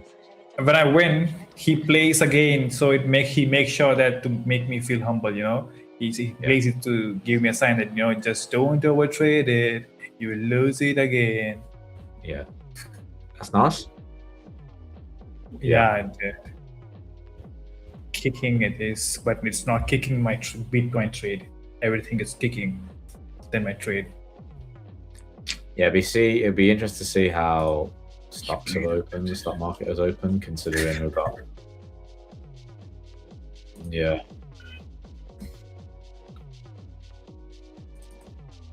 I mean, look at that. I like it when Roman talks about market. He is actually on point. Roman, whatever you said, so you use the audible mic for the YouTube, or it's just us?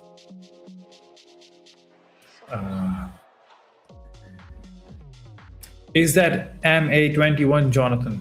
Thorjag is asking. What is MA? You mean EMA? The moving average. That is a 50 moving average on the chart. 50. 200. Roman, when will you be on the live stream? He is always on the live stream. I mean, yeah, so on the panel, we would love to have him trade backs. Yes, I am the live stream. Yeah, so he is the live stream. You should ask us the question that, without him, we would be coming here with on the Zoom link, or maybe Google Meet. Oh shit! Gold is actually pumping from the area after Trump. Seems to me like they're not really buying into what Trump's saying. Yeah, they don't give a damn about it. It's like keep on. We don't give a damn. I like it. Other than that, there's not much. There's no US news really coming out today. So other than that, it's and that week is blank. There's a few earnings reports coming out, but yeah, it come flying back up. Maybe I will get my entry. So you're waiting for a retrace? Well, I liked the idea of price coming back into this area and rejecting it and continuing lower. I'll have to wait and see. The target was around this kind of area, this 65.50 down to sort of 65.38. So if I took my original trade, I probably would have scaled out one position by now. Yeah, so I'd have been out one position. And I'll be looking, if it had come back and retested and rejected, I probably would have gotten short. So Robert is saying, no, not Robert. Where is the question? Yeah, Robert is saying face reveal. I mean, we are not going to make it that easy, you know. Don't know what we'll do it only when we hit maybe 30,000 subscribers. Then we can do the face reveal. For that, you have to subscribe so you can see Roman with his guitar on live.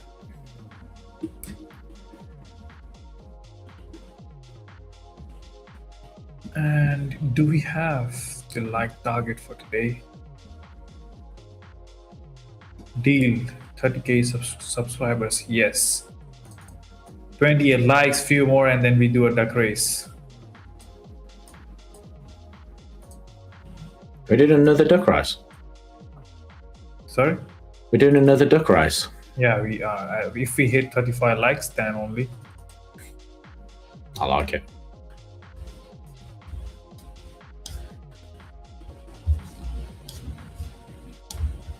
What's up with the Bitcoin trade? Oh, can I show you something, Jana? Sure. Yeah, look at this. Coming back up. That's fine. I don't like I might should have closed it earlier. No, I mean, I should have. That's why I don't like 9:30 candle. Did you take it on it? Is that a 30-minute chart? 15-minute chart. Yeah, 15. Yeah, 15 is a high time frame for me. For me, it's 1 minute. And look at this. Look at this. 2 candles ruining the entire patience we had during the stream. That's 9:30 for you guys. What should I? Oh, should I full portal short or go long? You're gonna flip your position. just from Just 2 candles. I mean, that's scalper thinking on high time frame. What should I do? I think gold would have been really good. I think I'm just gonna stick to gold from yesterday. Yeah, gold was your trade. I thought that was a nice position. It met all your reasonings to be long. And, I think we can do the same thing if I have the tool I want. You know, it's for me right now. It's just guessing on the candle. I need a multi-wave kind of platform or somewhere I get all the data. That's why 1:1 is always best. And the best comment I saw is this one. 6i C9F. I saw you yesterday as well. Welcome to the channel. That's why 1:1 is best. I would write that in my channel today. Someone said that 1:1 is best. Oh, and it is going down. Maybe is it a good thing or not? Maybe I should drag my stop loss at this price level and leave it open. Well, I always like to ask myself, what's changed? Has anything changed in that trade for you? Nothing. And do nothing. I think if something changes, then I mean, for the change, I need to understand the volume and the candle, you know, and the area and stuff, which I don't have right now. Mm-hmm. Yeah. So I need tools for that, you know. Then we can milk Bitcoin as well. So, like, if you saw really strong, aggressive buyers coming in here, I would do something. Yeah. You would do something about it. You'd close the trade, or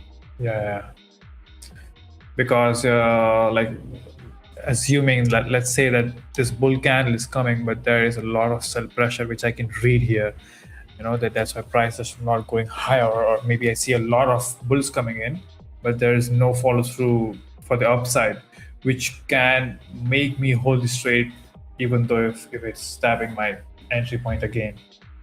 Yeah. And also the heat map, and I'm not using the heat map, but in gold I use heat map to understand the liquidity levels, which I can share right now. I know you don't use heat map. No. But I'm open to it. I'm waiting for you to show me the way. That's why I'm here. Oh, give me a minute then. Yeah. Show me the way, and I'm gonna start loading up on heat maps. Okay, let me share the screen now.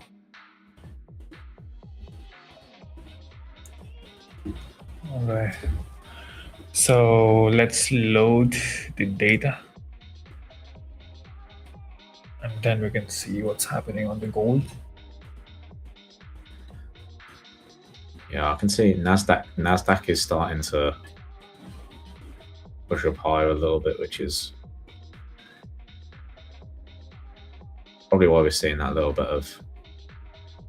Oh, Unbiased Trader wrote something really important. I read only one comment.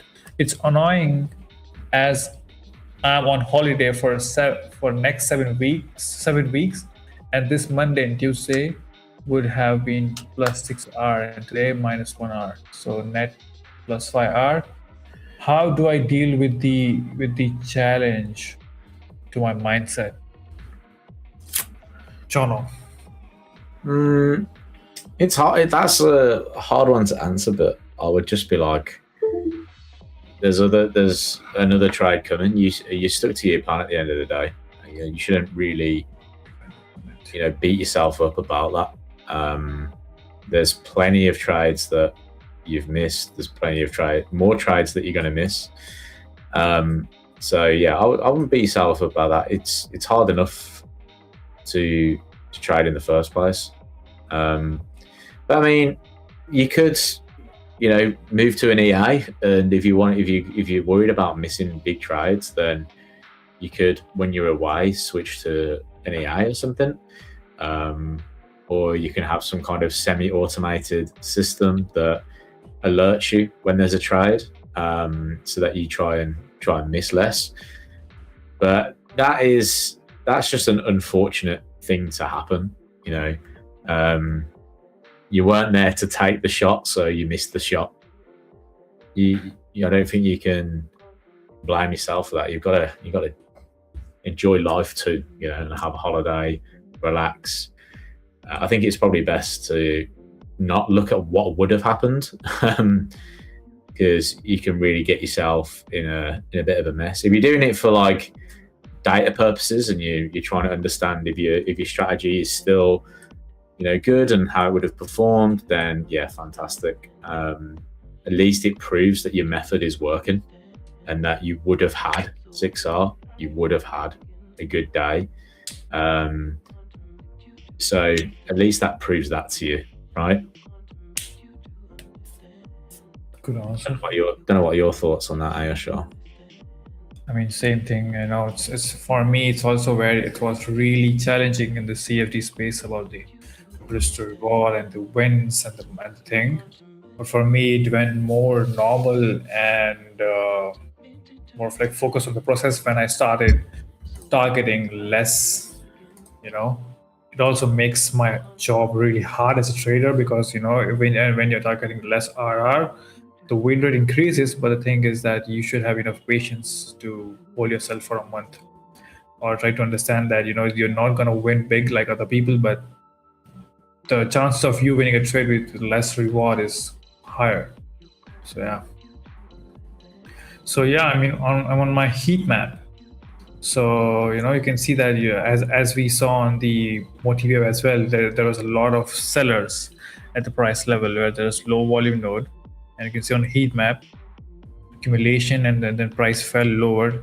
A lot of selling coming in, but price closed above, which indicates absorption, and that's what exactly gave us fuel for price to pull higher. But this price level is not really important for me, because it is hot red, means there was a lot of sell limit order, but the stacking was removed and they started pulling the orders, which made it orange, and then that and entirely removed all the orders. So I think if that would be this orange color consists, or maybe a lot of selling coming still in this price level, it makes sense that price went there as a liquidity zone. But it was there in the morning, you see, and every big seller needs a big buyer. You can see aggressive buyer, and then price came lower, and then at this level, when we were in the live stream, the price would have went directly higher, but the limit order was removed and it became less warm. So if there's more red, there is more buying, selling. If it's orange, it's okay, but it's blue, they're more of like bought orders, which I don't really focus at. So for me, it's more of like a red and orange.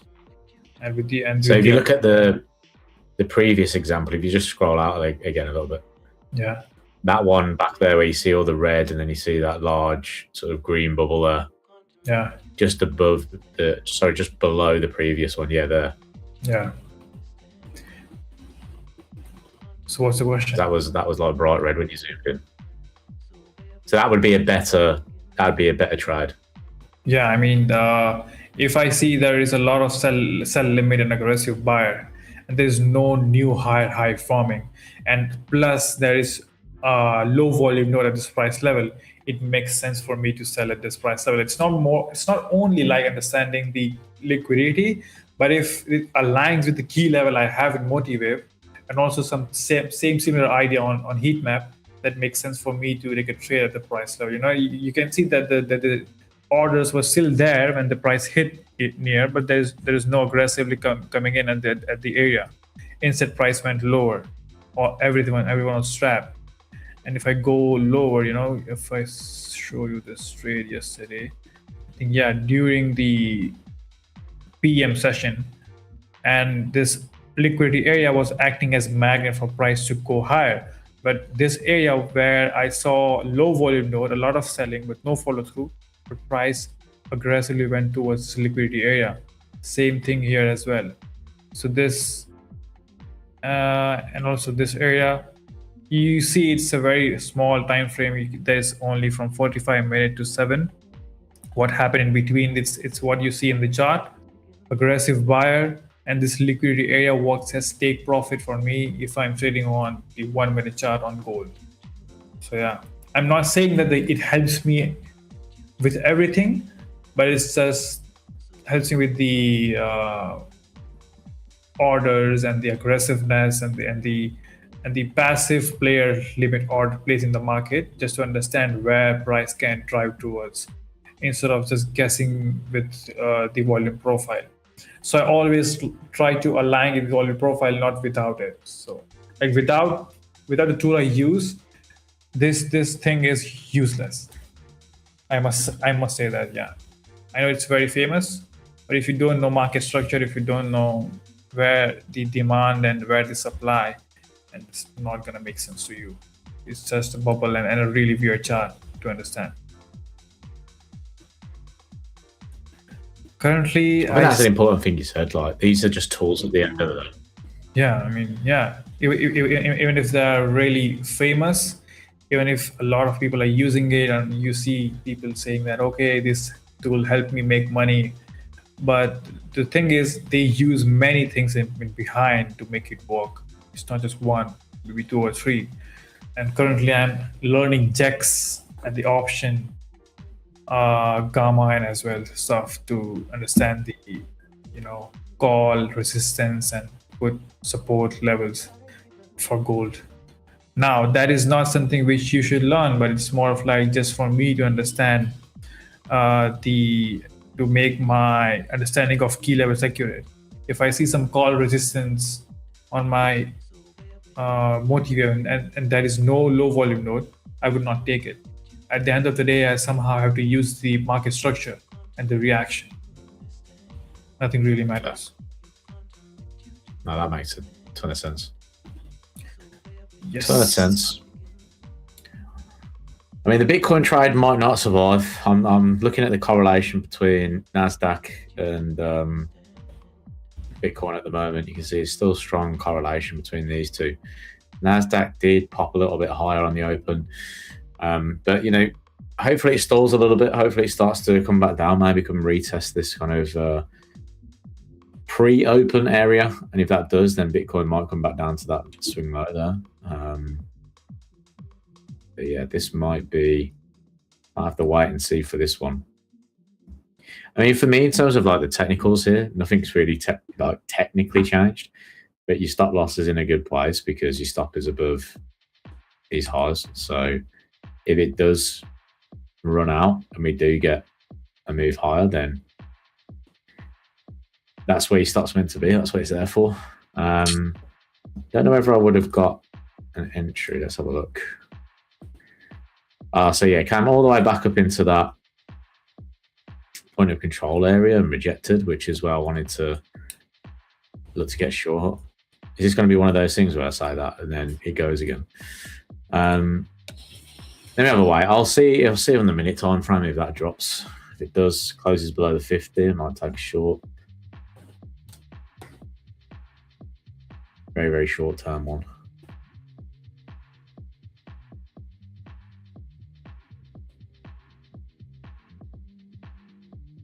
So yeah, I'll have to wait and see on that one. For Roman.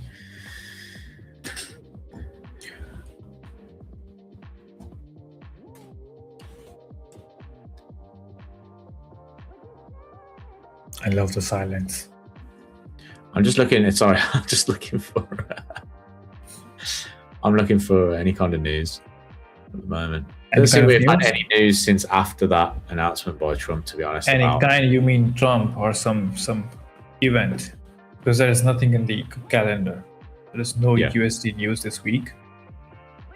So you can say that we more rely on Trump to say something to make it work. It's definitely the market is more focused on that kind of headline risk and what he's saying and what he's doing and things like that. It just becomes more prominent because, like I said, there's very little dollar news to be the main driver of the market. So there's nothing that we can measure the deviations against. There's no inflation data dropping that we can look at. So that's probably why we started to see a little bit of a kind of bit of dollar sort of back and forth. Okay, so we've got something. US President Trump says Iran will pay a big price. Iran will not have a nuclear weapon. Americans are not against the war. Soldier deaths are under investigation. Iran will be held accountable. So again, it's more that aggression that's coming from Trump, and that's why I'm surprised to see stock markets, on the move to the upside. I'm surprised that the VIX is not spiking. In fact, the VIX is still moving lower, which is absolutely insane to me. Which is why we're starting to see that stock market rally, because as the volatility index falls, stocks move higher. Whether that changes over the next, I don't know, hour or so, we'll have to wait and see. Because yesterday we had a day where stocks rallied. I'll just get rid of that. Stocks rallied, but eventually kind of turned over.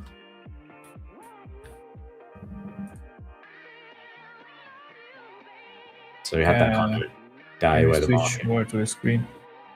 Are you explaining something? Yeah. So, I mean, look at that pump there. And yesterday we had a very similar thing. On the market open, we rallied, but then it stalled after a couple of hours and then slowly fell back down towards that key structure area. And today we're kind of getting a similar vibe. The market is rallying higher. I mean, seeing the volatility index drop when you've got headlines like that is scary, because that means to me that the market is not really bothered about, they're just basically not pricing much in at the moment. Even on those type of headlines as well, I think what the market must be waiting for now is actual action versus what he's saying. So instead of just waiting for him to say something and react on it, he's like, are you going to follow through with it now? If he does, then we get the reaction. If he doesn't, then the market just thinks, well, he's just talking rubbish. Just a lot of the time. Yeah, stocks are moving higher. That's usually risk on. That's usually good for the likes of Bitcoin. I would have liked to see it down back at that point of control there, because that would have been a nice move. I mean, I'm still looking at this. If we do break down lower, then there is a good chance that we do come back down. Because these markets don't just go up in a straight line. I do like to play around a little bit. So I'll have to wait and see. It's also said Americans don't want high gasoline prices. So this is the battle that he's got. He wants lower interest rates and he wants lower inflation, but then his actions are forcing oil prices higher. So he's got a bit of a catch-22 situation going on, the old president.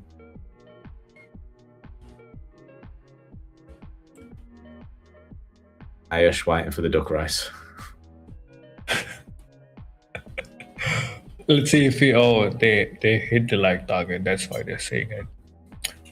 So what should we tell them to write in the chat? Let's write 2K in the chat for the giveaway of duck race. And you guys have only 1 minute. Can I answer? Yeah, why not? There we go, Bosh. I'm gonna take an account away. Nah, if I win it, I'll give it away. So yo, give 2 giveaways. That's technically. Give it to me, please. 2K. Oh, Robert, I like the way you wrote it.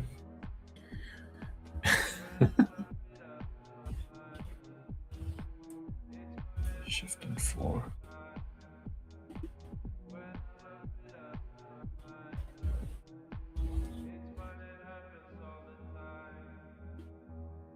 Okay.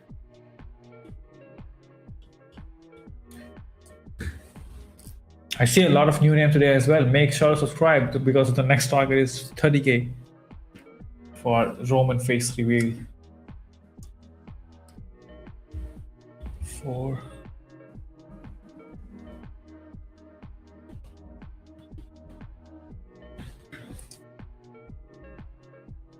Peter,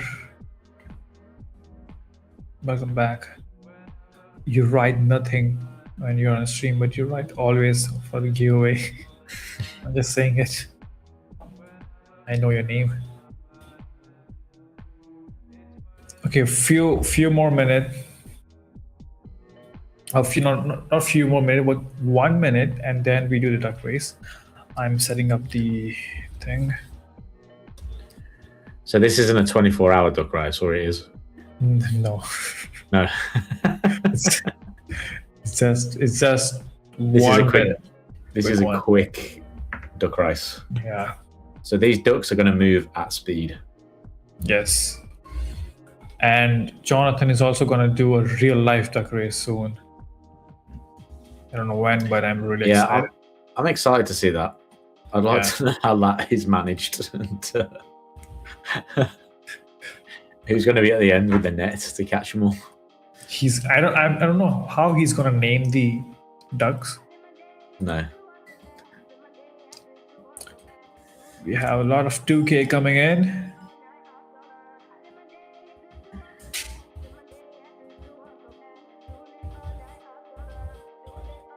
All right, last screenshot. And then we do the race. Extract names. Let's go.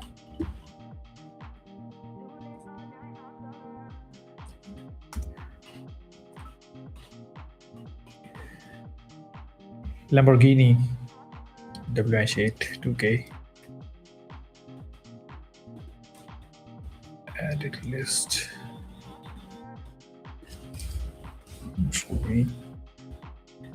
Done.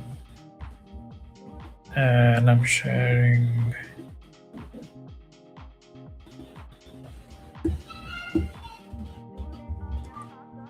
Yeah. 1 minute. And all set. We are ready for the race. You can share my screen, Roman. Okay, so we have very interesting ducks today. And first, the ritual is to lower the volume. And we go. And we go. Let's see who is gonna win. We have 1 minute. Frequency 144 leading. That's a nice sound for the race. Sorry. A daily day. Welcome back. And I know you're from Discord. Let's see. I want to see where's Luna. If that person is going to win, we have Elephant leading the race. 27 seconds. I'm not good at start. Oh, look at me go! Look at me go at the bottom. Let's go! Oh yeah. Go! You are what? I'm like fourth. Go! Oh, 1 more minute. 8 seconds. Oh no, I've dropped back. Look at the duck with relax. Oh, I that think was it's fast at the end. Pharaohs, or if it's Pharaohs. I should call you Rose, a Pharaohs. If you are in the chat, write something. You won an account. If you are not here with us, then John will keep it for himself. Yeah. Please, one more. Thanks. So yeah, you are. So make sure to add your email in the description in order to get an account. I'm adding you just in case.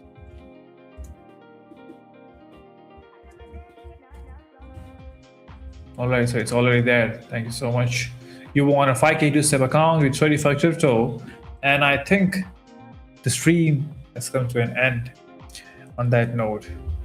And had really good stream, and you guys learned today that why you should not trade on high time frame as a slow time frame scalper. I teach you guys always. And yeah, anything, Jonathan, before we end the stream? No, I enjoyed that today. Learned a lot. Thank you for showing me about fair value gaps. I appreciate that. And I had fun with the duck race. Yeah, I'll share more for tomorrow. Yeah. Thank you. So see you guys, and see you tomorrow with same energy on same channel at same time. Bye bye. See ya.